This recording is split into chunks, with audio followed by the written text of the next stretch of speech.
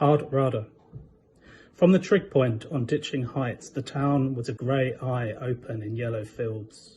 Beyond its outer suburbs, across the barren countryside, the ancient outlines had again risen. Sunken rooms, burial chambers, mine shafts and underground galleries, long gone walls and fortifications stood out like the letters of a lost alphabet. The tombs at Rixall glowed under the dead grass near the abandoned railway station. It was here that we had seen Carter Thatch, hazed in drifting dust, and orange daylight. We could not keep this secret. We would rouse the old warhorse George Noons from his drowsy dreams. Down in the streets it was, if anything, hotter than the last summer the old structures had appeared. The summer the reservoir steamed into the sky and the warhorse George Noons drove Carter Thatch out of town at Rixall. In Jubilee Crescent, months of high heat had bleached the lawns the colour of bone. The squat brick houses throbbed beneath a birdless sky. Nothing moved but us. No one stirred, nothing was out, no dogs or cats or children. The Swan with Two Necks, the flat-roofed pub, loomed above the camber of the road, its windows barred, the creature on its sign scuffed and faded.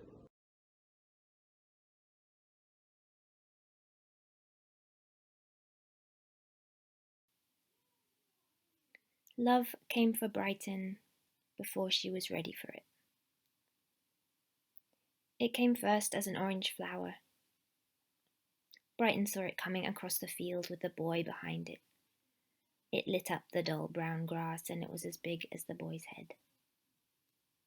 She could have been pleased when she saw it, but instead she closed her curtains in her cousin's bedroom quietly and sat down below the window on the carpet. She crossed her legs and felt where her hot skin touched. It was the first day of their holiday. They were staying at her aunt's farm in Devon. They came to help with the lambs who would soon be born, and Brighton had been looking forward to tipping their little hard heads towards the strange plastic teats of the feeding bottles. But now this little boy was here with his flower that was too big and too orange. The boy was from the village and was 6 years old. The worst part was that they were completely different sizes, and nobody seemed to notice. Brighton was 10, and growing even as she sat. Every night she grew, not just in size, but in heat and hair, until she filled up rooms when she walked into them and cast shadows on everything. Brighton looked at the books on her cousin's shelves. They were almost the same as her books at home, but they filled the shelves differently and had their own creases. That was one of the thrills Brighton had been looking forward to, seeing how things were different in a different house, touching the different books. If she just stayed looking at the books, he'd soon go away, giggling downstairs. Brighton's belly strained against her t-shirt. She was suddenly so very angry. Her mother was laughing along with them. "Why don't you go up and give it to her," she was saying through the floorboards, "and say something nice to compliment her, so she knows she's loved." Brighton hated her mother. Didn't she see how ridiculous it was to send a tiny boy upstairs with a flower, as if he were a man in a film and she were a woman? Someone was coming up the stairs, and then the door knocked. Brighton didn't answer it. It knocked again. Brighton pretended to read a book. The words leaned senselessly across the page. Everything had been so exciting. She was going to be the one the lambs loved best. She would tip their heads into her body, and she would name them with precious, beautiful names. "Brighton," came a soft little voice behind the door. She kept as quiet as she could. She kept her hands on the palmy pages of the book and her feet on her cousin's knotted rug. "You're beautiful," came the soft voice.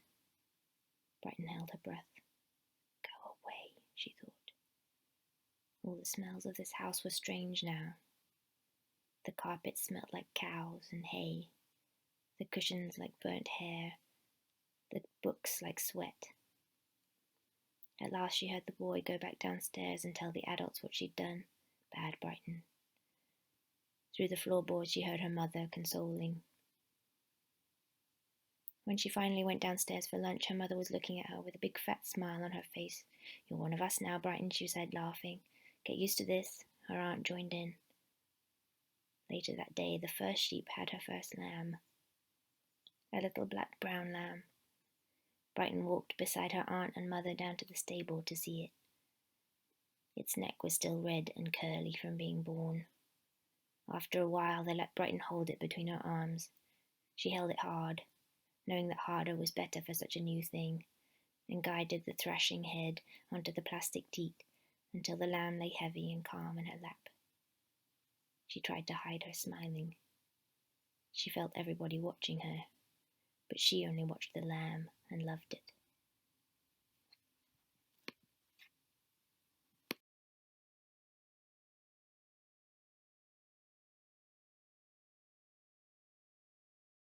Fireflies.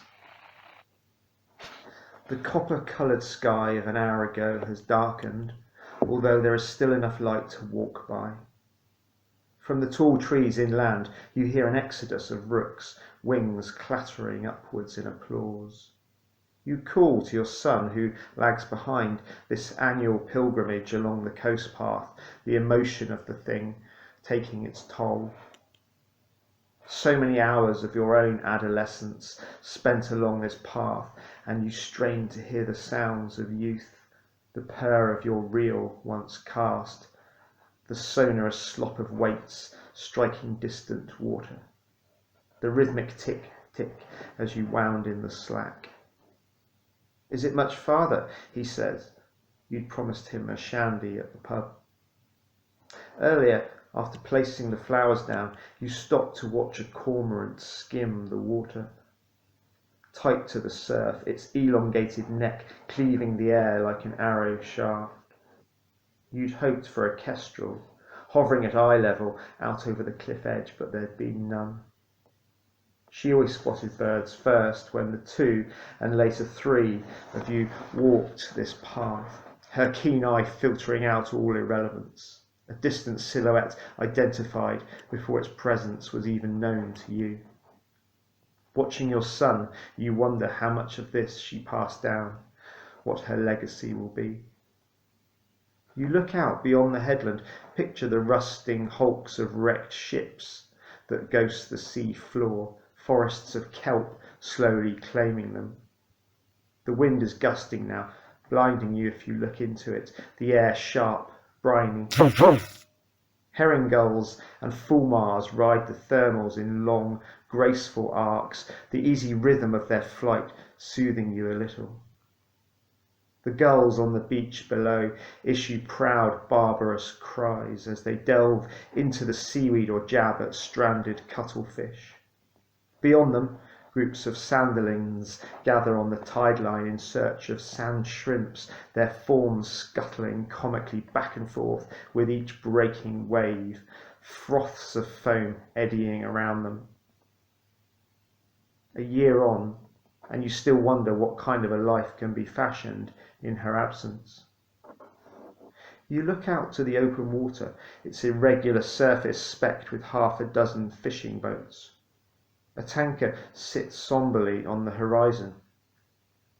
For a moment you think you see the dorsal fin of a basking shark cutting through the swell a few hundred yards out, but by the time you find the spot with the binoculars, it has gone.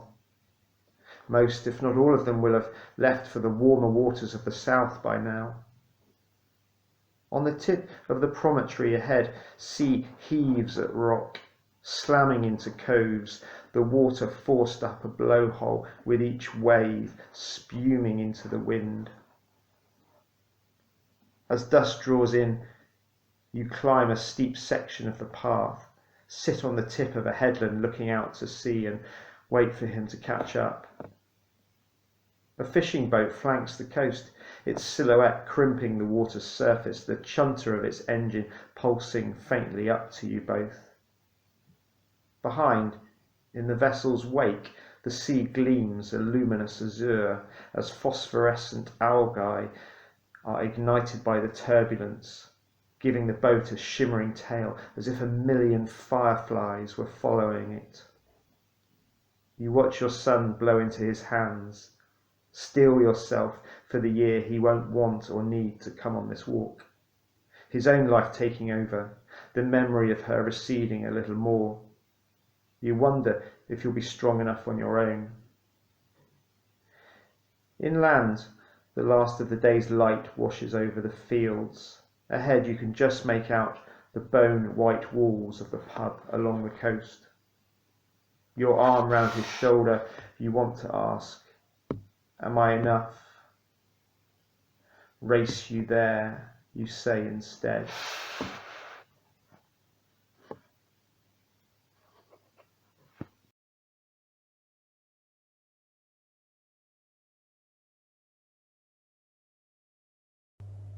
The sea inside me. I'm on the transport to the diner. The seat is facing the wrong way, and for a second I don't know which way is forward. I have an impossible memory of being on the same transport 30 years ago when we and it and this did not exist. Cows slumber in green fields, their hides hot with summer dust. In the adjacent field, chaotic labyrinths designed by tractors. We are paused. Outside the protectorate, beyond the perimeter towns, I think of how at dusk there'll be lights in other people's houses, cups of tea on tables, steam rising from TV dinners, and curtains belted against ensuing dark. When can I go home? When you've done your report. You're beautiful. I smile. I turn into a kiss. It feels like surfing the clutter of a dog's bark. We stop. I read the rainbow. Today's tidal surge chances are orange. She might not come. The sea snakes eat children and undercover operatives, and I think about Troy's comment yesterday. I don't need to remind you that you didn't come to this post in the usual way. In my country, I committed a crime, and when I'm done, they'll take that away. It's why I was given this contract, and why I don't want it to end. The transport starts up again. I brace for the faint press of speed.